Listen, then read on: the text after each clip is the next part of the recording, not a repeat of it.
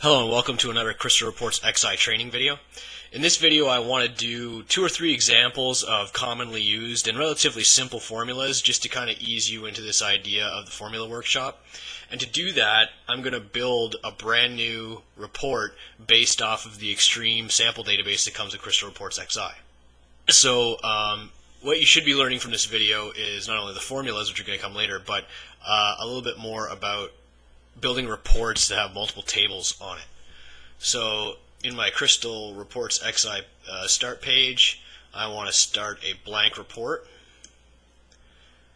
and it remembers where I was, but I could go through my history, or I could just go to create new database connection, go to my ODBC, Extreme Sample Database 2005, tables, and in this report what I want to show is a report that groups by customer, then by order ID, and shows the details of every order. So one order can have multiple components to it, and that's what the orders details table stores. So I want the customer table so I can get the customer info. I want the orders table so I can get the order info, and I want the orders detail to get the details of the orders. Now, if you're going to build reports with multiple tables, you have to know the SQL. Okay. You have to know your database structure, otherwise you'll never link them correctly, and you're just going to have a hell of a time building a report. So I'm going to go to the links section just to make sure that they're all linked correctly. Crystal has detected that customer links to orders via the customer ID field, and we also see that orders links to order detail field by the order ID field. Okay, and what this is telling us is basically one customer can have multiple orders, and one order can have multiple details. So I'm going to click OK. And in our database fields, we see customer, order, order details. So I'm going to put some of the order details field into the details section of my report. So product ID, unit price, and quantity. And I'm going to group this first by order,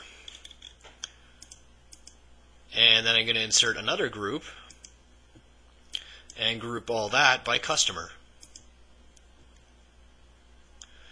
Now if I highlight my group headers, I'll see that I've actually got this in reverse order. So a little trick when you've got multiple groups and you want to put one group, you want to switch the order of them, you just click and hold, drag up, and now group 1, oops. Now group 1 is the customer ID and group 2 is the order ID. So as we learned in the formatting videos, it probably pays to make these slightly different in look. So I'm just going to do that really fast.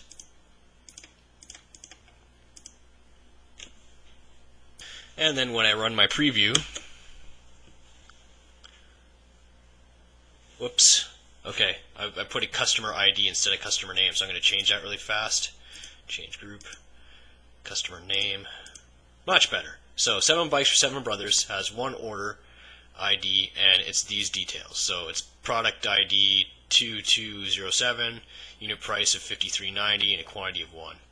I don't like the field headers up there, so I'm just going to go really quick in here. Insert section below. If you don't know what I just did there, you should probably go back in some of my previous videos and check out the section expert videos. So we should be pretty good to go now. And what I want to start doing is looking at some common calculations. So we have this report that basically says here's the customer, here's the order ID, and here's the product, its unit price, and its quantity. So the first thing I want to do is I want to see what my return would have been if I had increased the size of my unit price. So to do that, I'm going to create a field called MSRP. And for those of you not in sales, MSRP basically stands for Manufacturer Suggested Retail Price. So I'm going to go to my formula fields, click New, and I'm going to call this MSRP. And what I want my MSRP to be is 20% more than my regular unit price. So, as we learned in the previous formula workshop video, you have the report fields available here, functions available here, and operations available here. So what I'm going to do is grab the report field of unit price, because unit price is going to help me determine what the MSRP is. And just like I would put into a calculator or whatever, I would put star. That's what the formula workshop understands as multiply by. And if I want a 20% higher price, I just 1.20. And because I'm a very diligent formula writer, this formula calculates manufacturer's suggested retail price.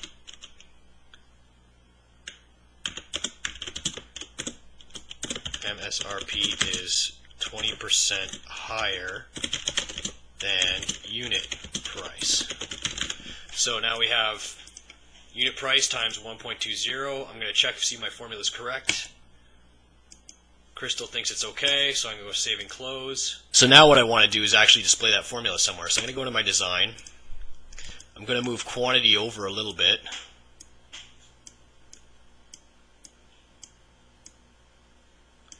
And I'm going to drop MSRP in there.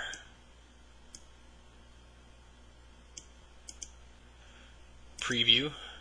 And my MSRP is now, I'm going to center that too. My MSRP is now calculated at 20% of my unit price. Now what I want to do is take an evaluation that says, well, here's what I made at the unit price, but what would I have made at the MSRP? So we're going to create two more fields. One of them is going to be revenue for the order, or rather revenue for that order detail. So I'm going to click new, and I'm going to call this normal revenue, and this is I'm going to put a comment in here. I've just added a comment, and now what I'm going to do is actually create the formula, which would be the unit price. I'm just going to grab it from the report fields, times, and instead of actually typing in a number, I'm going to type in the quantity. Okay, so it's going to multiply two fields together. Check to see if it's okay. Crystal says it's okay. Save and close.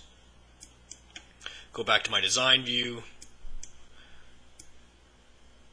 Normal revenue. Whoops.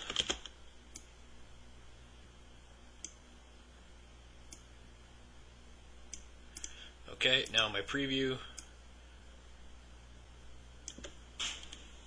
You'll notice for an order detail it has more than one quantity, so unit price 33 times 3 is roughly 101.70. Now I want to make a formula field that determines the revenue at MSRP. So I'm going to take a formula field, new, MSRP revenue. And in this formula, I need to, first of all, I'm going to comment it. So I've added a comment, and this one's actually pretty interesting because I'm multiplying, or I'm using a formula within a formula. So this one is going to be the quantity times the MSRP. So you can always tell a formula field from a normal field because normal fields are wrapped in squiggly brackets and formulas are wrapped in squiggly brackets, but they have an @ symbol in front. So whenever you see a formula that has another field inside it with an @ symbol, you're talking about a formula in a formula. No errors found. Save and close. Then I'm just going to go to my design view, drop the MSRP revenue in there.